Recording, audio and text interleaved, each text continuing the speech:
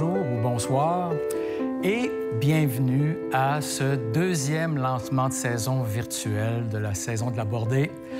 Alors, on pensait bien l'année dernière qu'il y en aurait seulement un lancement virtuel, mais voilà, on était dans la salle l'année dernière, si vous vous rappelez. On se disait, bon, ça bientôt, on va retourner dans notre salle et tout, mais la pandémie nous a appris à être humbles. Alors, cette fois-ci, on est dans le local de répétition qu'on a aménagé. On dirait qu'on est sur la scène, mais on est dans le local de répétition, ce lieu sombre, ce lieu noir où tout se passe, tout se crée. On est comme un peu la chrysalide avant le papillon. Donc, on vous prépare, on croit, de beaux papillons qu'on va lancer bientôt. Et c'est comme ça ici qu'on va faire ça cette année. Donc, quelle année? Ouf, on peut dire, quelle année? Comme vous, on a passé à travers des montagnes russes, on a fait des plans qu'on a dû refaire, défaire, etc. On a passé par plusieurs zones de couleurs, vert, jaune, rouge, rouge foncé, etc. On a fait plein de choses. C'était compliqué, mais on a passé à travers, on l'a fait. On a réussi. Pour nous, ce qui était important, c'était de préserver les emplois et préserver le lien avec vous, avec les spectateurs, avec les abonnés. Donc, on a réussi à faire quand même des productions en salle, les deux hommes tout nus, Singulière, quelques lectures qu'on a fait en salle, mais on a fait aussi beaucoup de captations. Singulière est encore en mode captation. C'est une très bonne captation que vous pouvez regarder jusqu'à la fin du mois de juin.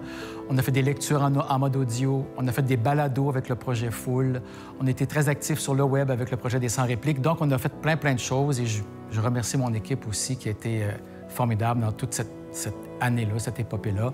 Mais on a gardé le lien et voilà, je suis là, vous êtes là. Alors, on continue et on pense qu'avec la vaccination qui va bon train, tout ça, qu'on devrait reprendre relativement en mode normal dès l'automne.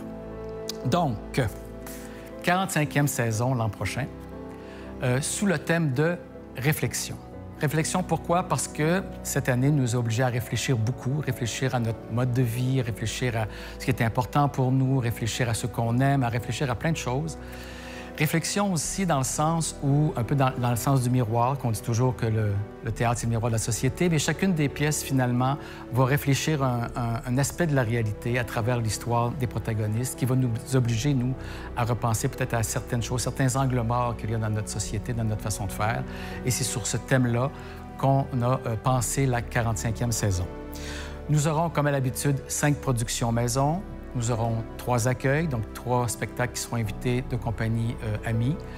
Nous aurons aussi une surprise et 2 nouveautés. Donc, allons-y, on se lance.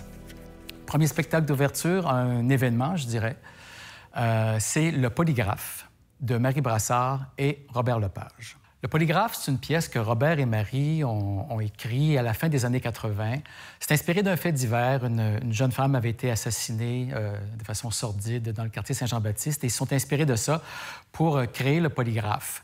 Alors, l'anecdote de la pièce, en fait, le résumé de la pièce, si on veut, c'est un jeune homme qui est accusé du meurtre de son ami et il passe le test du polygraphe. La police est convaincue que c'est lui qui l'a fait.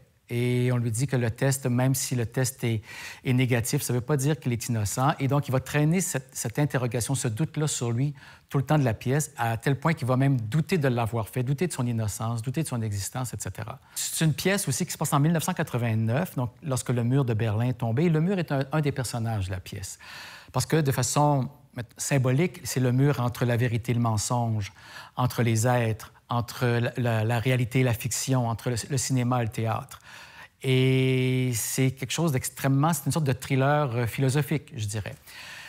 Ce spectacle-là, cette pièce-là, n'a jamais été montée par quelqu'un d'autre que Robert ou Marie Brassard. Donc, ça prenait un metteur en scène aussi visuellement, avec une sensibilité visuelle très forte. Et on a fait appel à Martin Genet, qui a fait plusieurs mises en scène ici à Québec, un peu partout, avec le Cirque du Soleil aussi, qui était assistant de Robert, qui a travaillé avec Robert sur des opéras. Et Martin a eu l'idée de s'adjoindre Herman Colgan, qui est un artiste en art numérique de renommée internationale.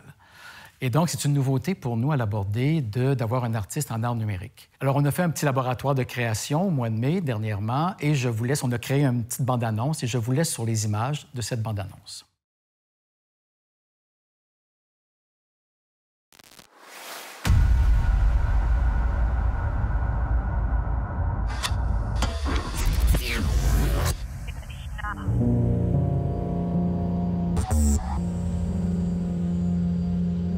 Anna.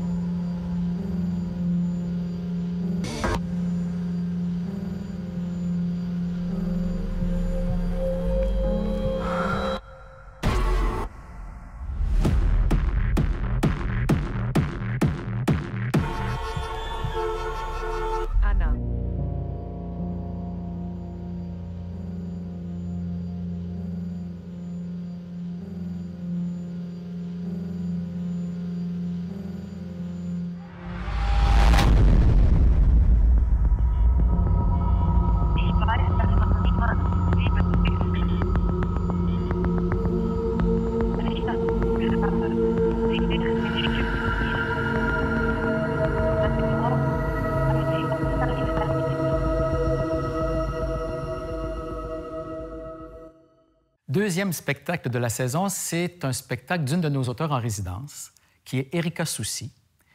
Et le titre de sa pièce, c'est « Scénario pour sortie de crise ». Erika Soucy a une formation de comédienne, mais c'est davantage pour son écriture qu'elle est connue. Donc, elle écrit des romans, elle écrit beaucoup de poésie, elle est scénariste aussi pour des émissions à la télévision, dont Léo, de Fabien Cloutier. Et la particularité de l'écriture, du travail d'Erika, c'est qu'elle s'intéresse beaucoup, elle fait beaucoup d'autofiction. Donc, elle a parlé de son père avec le roman Les Murailles, qui a été adapté au théâtre. Elle a parlé de sa mère dans son recueil de poésie Priscilla en hologramme. Et avec Scénario pour sortie de crise, elle parle de son frère. Donc, c'est l'histoire d'une jeune femme, auteure, qui réussit bien dans sa vie et son frère, tout à coup, débarque chez elle.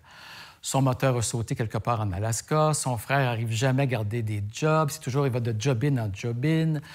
Il a de la difficulté. Et la mère aussi arrive dans le portrait. Un chien, le chien du frère arrive dans le portrait. Et la sœur, donc, essaie d'héberger tout ce monde-là. Mais je laisse donc à Erika le soin de vous parler de sa pièce. Je m'appelle Erika Soucy, je suis auteure de la pièce Scénario pour sortie de crise. Je suis aussi interprète. Dans cette pièce-là, je joue le personnage de E, qui est un personnage qui est très, très, très inspiré de moi. Et je suis une femme qui a atteint le rêve américain. C'est de ça que ça a l'air. En effet, je suis propriétaire, je suis mariée, je vis de mes rêves, je gagne bien ma vie. J'ai eu accès à ce qu'on appelle la mobilité sociale, c'est-à-dire que je suis née dans un milieu très modeste, j'ai grandi pauvre et aujourd'hui, je fais partie de la classe moyenne supérieure. J'en parle parce que c'est le thème central de Scénario pour sortie de crise. C'est une histoire familiale, celle de moi, mon frère, ma mère. Et en fait, je pose la question, pourquoi moi, j'ai eu accès au rêve américain? Pourquoi moi, j'ai réussi cette quête-là? Et ni ma mère, ni mon frère ne l'ont réussi. Voilà, c'est une pièce qui parle d'argent, beaucoup, de capitalisme, des essais et erreurs qu'on fait pour tirer son épingle du jeu dans notre beau système. Beau étant le mauvais mot, mais en tout cas... Dans ce système, c'est aussi une pièce qui parle d'amour, de la force de la filiation, puis de la famille. J'espère que vous allez venir voir. Donc, Erika Soucy, ce qui l'intéresse beaucoup, c'est la pauvreté. Comme elle l'a dit, elle vient d'un milieu modeste, donc elle travaille beaucoup autour de ce thème-là. Et Scénario pour sortie de crise parle particulièrement du transfuge de classe. Qu'est-ce qui se passe quand on vient d'un milieu pauvre et que tout à coup on devient, entre guillemets, riche? On a de l'argent. Est-ce qu'on garde nos réflexes de pauvre? Comment on est perçu par les autres? Comment on se perçoit soi-même? Donc, c'est toute cette question-là sur laquelle travaille Erika dans Scénario pour sortie de crise. Et c'est Olivier Lépine qui signera la mise en scène. Troisième spectacle, c'est aussi une auteure en résidence.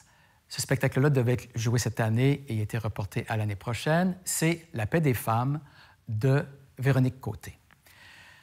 Véronique Côté, c'est une femme qui écrit avec beaucoup de délicatesse, de finesse. Elle s'intéresse beaucoup à la poésie. Elle a fait des spectacles de poésie. Elle a écrit un livre magnifique qui s'appelle La vie habitable. Et donc, j'ai pensé à elle pour parler de quelque chose d'assez difficile, important, à savoir la prostitution. En 2016-2017, quand je suis arrivé à l'aborder, ça m'intéressait beaucoup le travail d'une femme, Madame Rose Dufour, qui a fondé la Maison de Marthe et qui aide les femmes à se sortir de la prostitution. Et j'ai demandé à Véronique d'écrire une pièce autour de ça. Donc, ça fait déjà un certain temps. Elle a rencontré Madame Dufour. Il y a eu beaucoup d'ateliers. On a rencontré des femmes qui étaient là-bas, tout ça. Et elle a écrit une pièce magnifique C'est l'histoire, en fait, de prof d'université. Et un jour, il y a la sœur d'une étudiante qui arrive dans son bureau qui dit « Ma sœur est morte à cause de vous ». Cette prof d'université-là, c'est une prof d'études féministes et qui parle aussi du droit des femmes de disposer de leur corps comme elles le veulent et qui dit que la prostitution n'est peut-être pas un métier comme un autre, mais c'est une option, c'est-à-dire que les femmes ont aussi le droit d'utiliser le corps de cette façon-là. Et la sœur dit « C'est pas vrai parce que ma sœur en est morte ». Et donc, il y a une confrontation entre ces deux femmes-là et chacune va être extrêmement bouleversée par les arguments de l'autre. C'est une très, très belle pièce, très fine, très délicate, très intelligente. Véronique va vous en dire un mot. Bonjour tout le monde. Alors, nous, cette année, on va vous présenter enfin le spectacle La paix des femmes. On a très, très, très, très hâte que ce spectacle et que le public se rencontre. C'est une production qui est chère à mon cœur. J'ai écrit le texte, je signe la mise en scène avec une équipe d'acteurs et d'actrices et de concepteurs et de conceptrices formidables. C'est un spectacle qui met en scène des personnages qui se retrouvent confrontés pour la première fois de leur vie à des questions qu'ils n'avaient jamais eu à se poser. Je pense que ces questions risquent de résonner longtemps et profondément dans le public. J'espère que c'est un spectacle qui va provoquer des discussions entre nous. Voilà, je suis très, très emballée à l'idée de faire advenir enfin cette rencontre tant attendue. J'ai très, très, très, très hâte qu'on vous présente ce spectacle. Donc, nous aurons 2 créations cette année. C'est important pour l'aborder de participer au développement de la dramaturgie québécoise et d'avoir des auteurs en résidence. Et on est très fiers de vous présenter donc 2 créations la saison prochaine. Notre 4e pièce, c'est un auteur chouchou. Tout le monde au Québec l'aime, c'est Michel-Marc Bouchard. On va présenter Les Muses orphelines, une pièce qui a connu énormément de succès, plusieurs versions. Alors, ça se passe en 1964 à Saint-Ludger-de-Millau, petit village au Lac-Saint-Jean. Et c'est l'histoire de 4 frères et sœurs. La mère les a abandonnés, le père est décédé, donc ils sont tout seuls. Et ça parle beaucoup des gens marginalisés, des marginaux dans une société homogène.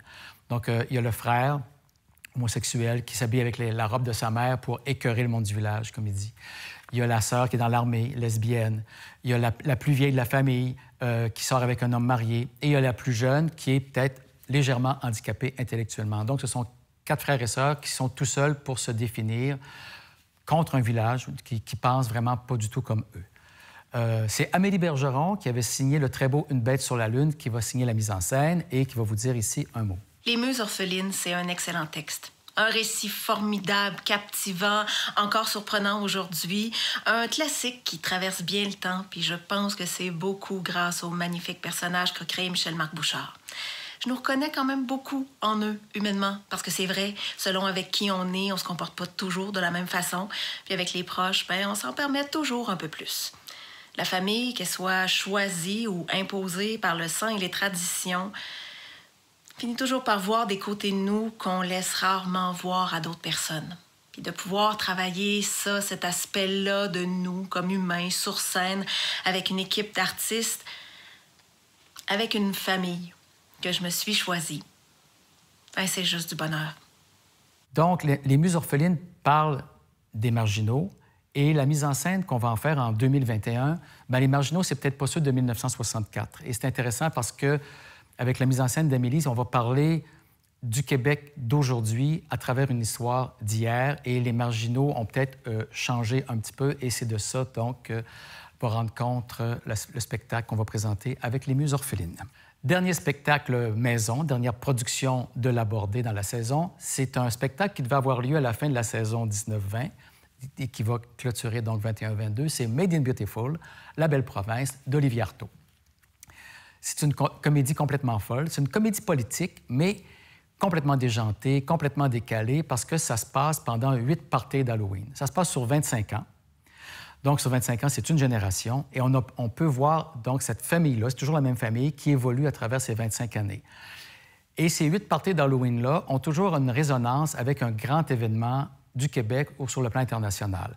Le référendum de 95, le bug de l'an 2000, le 11 septembre, le mariage des personnes de même sexe, le printemps érable, Je suis Charlie, #MeToo et évidemment la COVID, le coronavirus.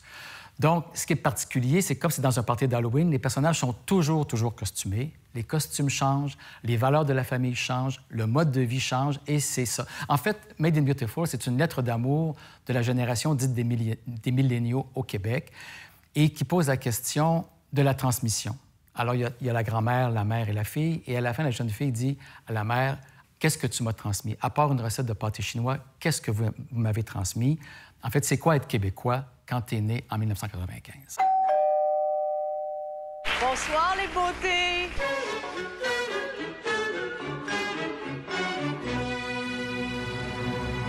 Moi, j'avoue que ça a du bon sens qu'on ait si peu d'enfants au Québec.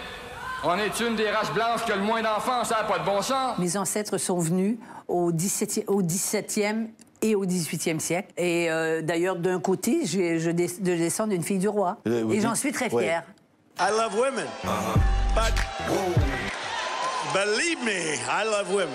Il se préparait une chose assez injuste à l'égard des femmes de la province. Parle-moi de tes ongles, parle-moi que t'aimes être coquette, parle-moi de ta robe. Ben, c'est parce que là, c'est vraiment, je suis saisie oui? de tout ce que j'entends, là. Because it's 2015. À toutes les filles du Québec, vous avez le droit de faire ce que vous voulez. Faire la musique, faire des jobs de gars, on s'en crisse. Puis aussi, votre corps vous appartient. C'est chez nous. Puis aussi, votre corps vous appartient. Ici, c'est chez nous. And you know what else? I have great respect for women. Non, je veux juste dire, c'est comme revenir en arrière. C'est comme arrêter toute évolution. Mais je sais pas, je vous connais pas beaucoup, mais de ce que j'entends là sur le droit des femmes, de... Tant qu'à paraître con. Alors voilà pour les 5 productions Maison de la Bordée. Et comme nous serons en mode COVID, probablement la saison prochaine, toutes ces productions, à l'exception des Muses orphelines, feront l'objet d'une captation numérique. Donc, il sera possible pour vous de les voir à la maison, si c'est votre désir, ou si on ferme les théâtres à nouveau, évidemment, ce que nous n'espérons pas. Nous aurons une petite surprise aussi, c'est qu'à la toute fin de la saison, donc au mois de juin, après le Carrefour international de théâtre, nous allons reprendre pour 10 représentations la pièce Singulière. Nous avons dû en faire une décapitation. Nous l'avons présentée seulement à 5 reprises. Donc, à la fin de l'année prochaine, on a réussi à trouver des dates pour la reprendre pour 10 représentations. Vraiment, on est très contents parce qu'on sait qu'il y a beaucoup de gens qui auraient voulu la voir et qui n'ont pas pu. Maintenant, nos productions en accueil, 3 productions en accueil. À la fin novembre, nous allons recevoir King Dave de la compagnie Duceppe. King Dave, c'est une pièce qui a été écrite en 2005 par Alexandre Goyette, qui a connu énormément de succès. C'est l'histoire de Dave, un délinquant qui, au cours d'un party, il arrive quelque chose dans un party, il essaie d'un accident, il essaie de s'en sortir et le pauvre Dave ne fait que des mauvais choix. Et à chaque choix qu'il fait, il tombe toujours de pire en pire, une sorte de descente aux enfers. 15 ans plus tard, Alexandre Goyette disait, bien, j'aimerais ça le reprendre, parler de la délinquance, mais aujourd'hui, dans un Montréal, dans un quartier populaire, dans un quartier où il y a de la tension, aujourd'hui, ce serait quoi? Et il s'est associé à l'acteur d'origine haïtienne Anglèche Major pour réécrire cette pièce-là. Et donc, c'est cette version 2021 qui tournera avec la compagnie Duceppe et qui viendra chez nous pour 5 représentations. Alors, on est très content de ça parce que la compagnie Duceppe est un partenaire avec qui on va collaborer de plus en plus. On vous en parlera en temps et lieu. On va recevoir aussi une compagnie partenaire de longue date, la Manufacture, qui va revenir au début décembre avec la pièce Les filles et les garçons, dans une mise en scène de Denis Bernard, avec Marilyn Castonguay, qu'on peut voir Danser comme ça que je t'aime, de François Archambault. Donc, Les filles et les garçons, qu'est-ce que c'est? C'est l'histoire d'une femme qui rencontre l'amour de sa vie dans une file d'attente à l'aéroport. Amour, mariage, enfants, 2 enfants, et tout à coup, les choses dérapent aussi de plus en plus jusqu'à ce que cette femme connaisse l'enfer. C'est une pièce qui a un certain rapport avec la paix des femmes, où on parle beaucoup de la domination des hommes sur les femmes, de la violence des hommes sur les femmes. C'est une pièce que j'ai vue, c'est un coup de cœur. Et c'est une interprétation magistrale de Marilyn Castonguay. Toutes les critiques sont unanimes. Vraiment, il faut voir ce spectacle-là, non seulement pour ce que ça dit, ce dont ça parle, mais pour la performance de Marilyn Castonguay. Nous aurons aussi, dernière pièce en accueil, au printemps, et ce sera très printanier, une pièce qui s'appelle L'enfance de l'art, de la compagnie Ex Libris, mise en scène par Nicolas Gendron. Et ce sont des textes d'un certain Marc Favreau, alias Sol. Donc, le pari de Nicolas Gendron, le metteur en scène, c'est de dire que les textes de Sol peuvent être dits par d'autres personnes que Sol. Les textes de Marc Favreau se suffisent à eux-mêmes, dits par tout le monde. Et donc, c'est des textes, des collages de textes avec cet humour, les jeux de mots de Sol. En même temps, Favreau était quelqu'un d'extrêmement politisé, impliqué socialement, et c'est tout ça qu'on voit. Et ce qui est intéressant aussi, c'est qu'on a demandé à des auteurs, dont Anne-Marie Olivier, d'écrire des textes pour le spectacle dans l'esprit de Marc Favreau. Alors, on a un petit teaser qu'on vous présente maintenant.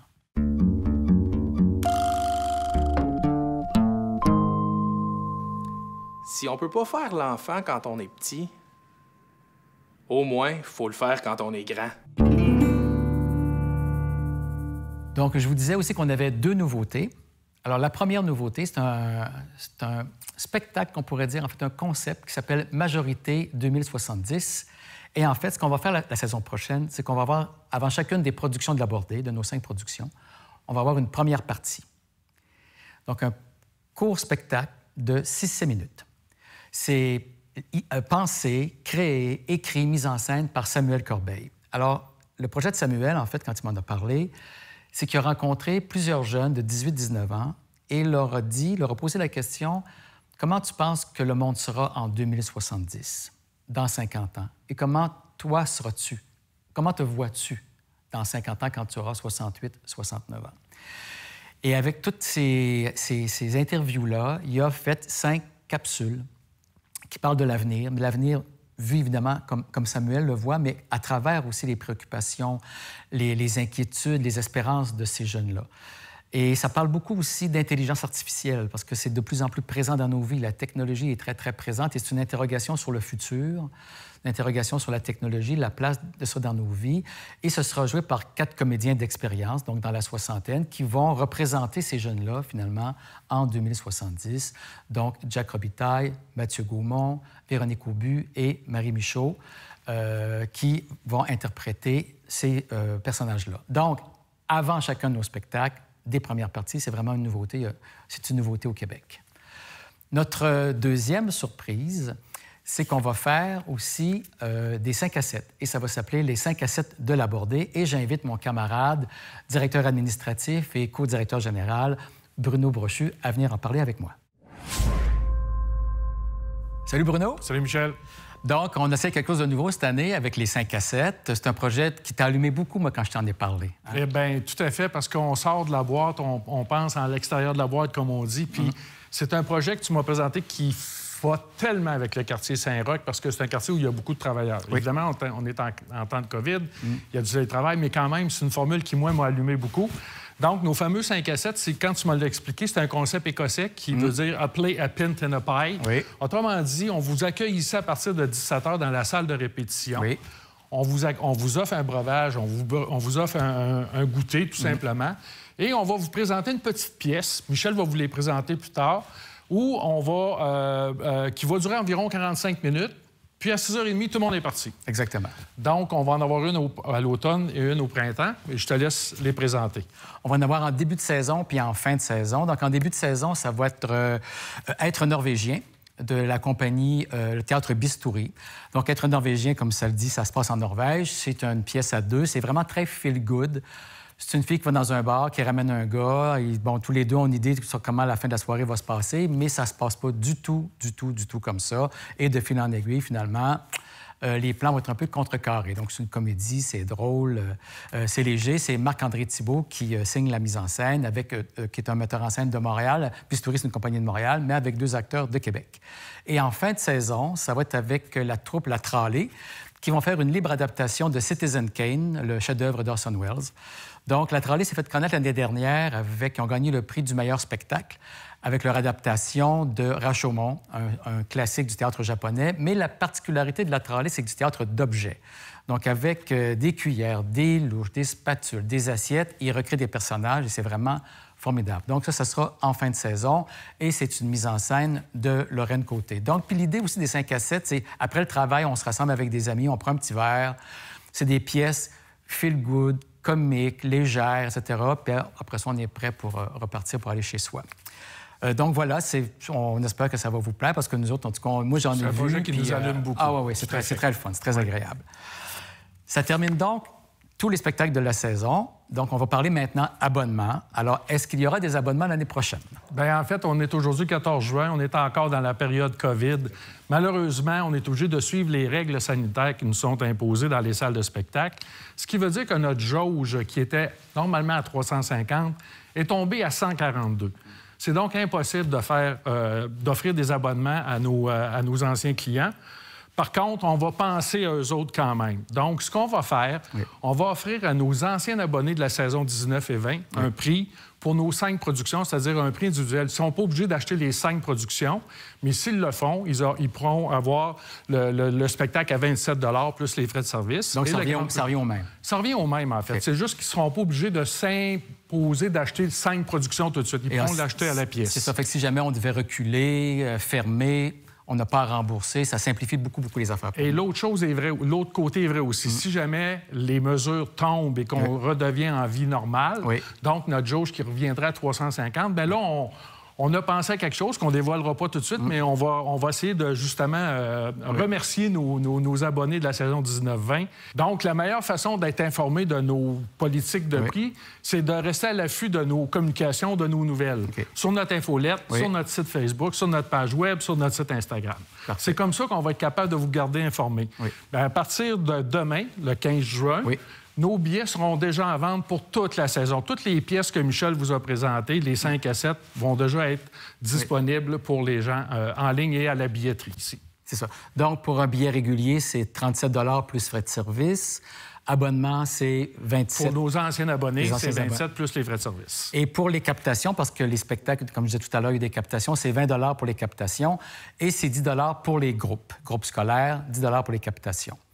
Voilà, je crois que ça fait le tour, mon cher Bruno. Bien, en tout cas, on a hâte de revoir notre monde. On a vraiment hâte de vous accueillir parce que Michel a monté une saison vraiment incroyable. On est vraiment excités.